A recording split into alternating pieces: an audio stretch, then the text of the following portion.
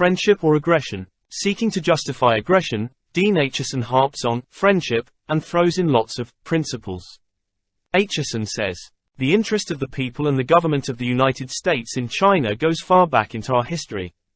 Despite the distance and broad differences in background which separate China and the United States, our friendship for that country has always been intensified by the religious, philanthropic and cultural ties which have united the two peoples, and has been attested by many acts of goodwill over a period of many years, including the use of the Boxer Indemnity for the education of Chinese students, the abolition of extraterritoriality during the Second World War, and our extensive aid to China during and since the close of the war.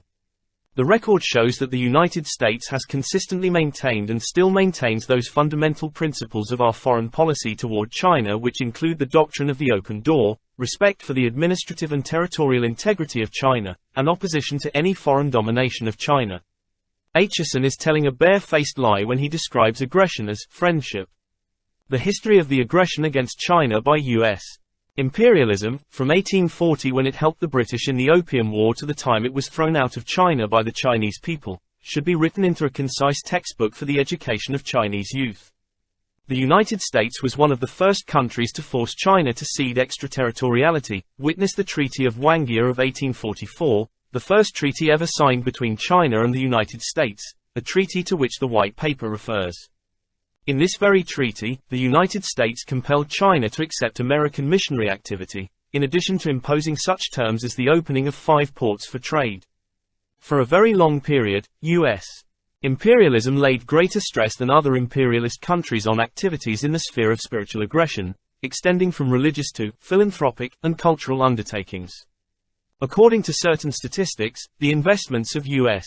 missionary and philanthropic organizations in China totaled $41,900,000 US dollars, and 14.7% of the assets of the missionary organizations were in medical service, 38.2% in education and 47.1% in religious activities.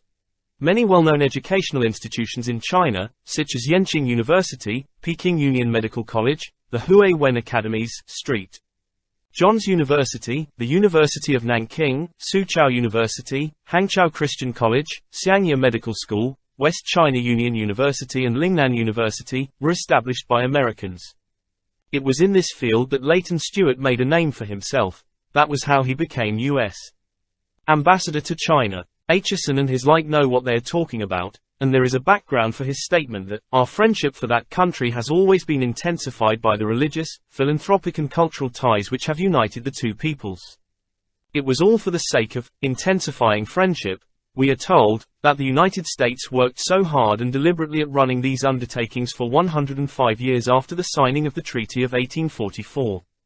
Participation in the 8-power Allied expedition to defeat China in 1900, the extortion of the Boxer Indemnity, and the later use of this fund, for the education of Chinese students, for purposes of spiritual aggression. This too counts as an expression of friendship. Despite the abolition of extraterritoriality, the culprit in the raping of Shen Chung was declared not guilty and released by the U.S. Navy Department on his return to the United States. This counts as another expression of friendship. Aid to China during and since the close of the war, totaling over $4,500 million US dollars according to the White Paper, but over $5,914 million US dollars according to our computation, was given to help Chiang Kai-shek slaughter several million Chinese. This counts as yet another expression of friendship. All the friendship shown to China by U.S. imperialism over the past 109 years, since 1840 when the United States collaborated with Britain in the Opium War, and especially the great act of friendship in helping Chiang Kai-shek slaughter several million Chinese in the last few years, all this had one purpose, namely, it consistently maintained and still maintains those fundamental principles of our foreign policy toward China which include the doctrine of the open door, respect for the administrative and territorial integrity of China, and opposition to any foreign domination of China. Several million Chinese were killed for no other purpose than first, to maintain the open door, second, to respect the administrative and territorial integrity of China and, third, to oppose any foreign domination of China. Today, the only doors still open to Acheson and his like are in small strips of land, such as Canton and Taiwan, and only in these places is the first of these sacred principles still maintained. In other places, in Shanghai for instance, the door was open after liberation, but now someone is using U.S. warships and their big guns to enforce the far from sacred principle of the blockaded door.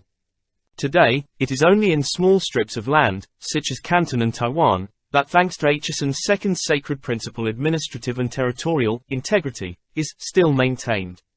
All other places are out of luck, and administration and territory have fallen to pieces. Today, it is only in places such as Canton and Taiwan that thanks to Acheson's third sacred principle, all foreign domination, including U.S.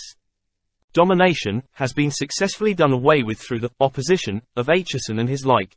Therefore such places are still dominated by the Chinese. The rest of the land of China, the mere mention makes one weep, is all gone, all dominated by foreigners, and the Chinese there have one and all been turned into slaves. Up to this point in his writing, His Excellency Dean Acheson did not have time to indicate what country these foreigners came from, but it becomes clear as one reads on, so there is no need to ask. Whether non-interference in China's domestic affairs also counts as a principle, Acheson didn't say. Probably it does not. Such is the logic of the U.S. mandarins. Anyone who reads Acheson's letter of transmittal to the end will attest to its superior logic.